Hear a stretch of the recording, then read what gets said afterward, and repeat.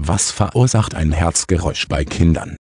Einer der zusätzlichen Herztöne ist ein Herzgeräusch, das normalerweise auf einen turbulenten und unregelmäßigen Blutfluss in den Hohlräumen und durch die Herzklappen hinweist.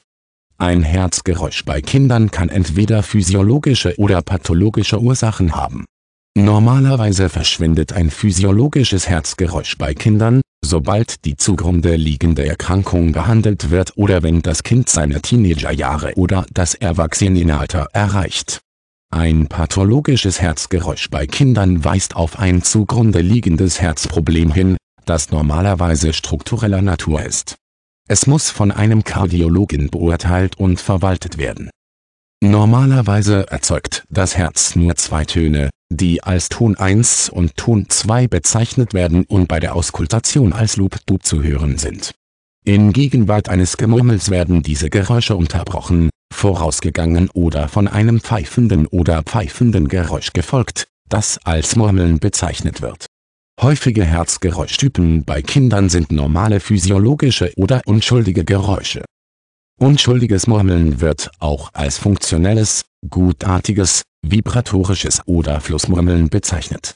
Ursachen sind eine dünne Brustwand, ein gerader Rücken, Anämie und Fieber. Kinder haben im Allgemeinen dünne Brustwände und relativ gerade Rücken, die das Herz näher an die Brustoberfläche bringen.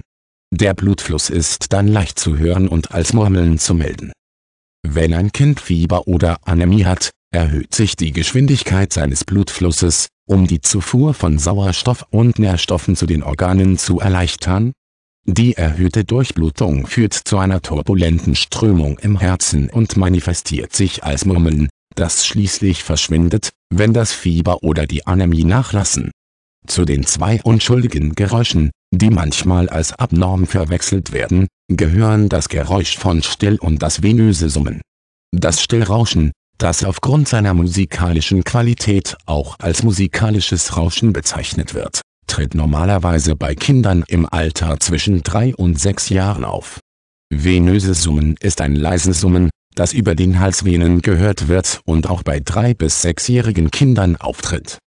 Im Allgemeinen sind Herzgeräusche, mit Ausnahme des venösen Humus, entweder als diastolisch, holosystolisch oder spätsystolisch charakterisiert, in der Natur anormal.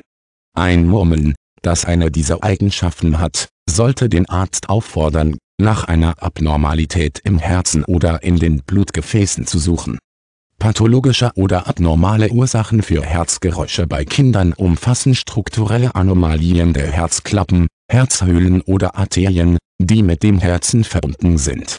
Solche strukturellen Anomalien können angeboren oder erworben sein. Angeborene Anomalien wie Vorhof-Septum-Defekt, Aortakurzierung, Fallot-Tetralogie, Patent-Ductus arteriosus und Ventral-Septal-Defekt manifestieren sich alle bei Geräuschen. ASD, VSD und Tetralogie von Fallot sind Zustände, bei denen eine abnormale Kommunikation zwischen der linken und rechten Seite des Herzens besteht. Erworbene Erkrankungen wie eine rheumatische Herzerkrankung aufgrund einer unbehandelten Streptokokkeninfektion können zu einer Verengung oder Unzulänglichkeit der Herzklappen führen.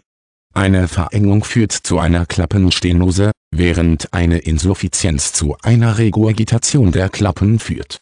Beide sind auch mit Herzgeräuschen präsent.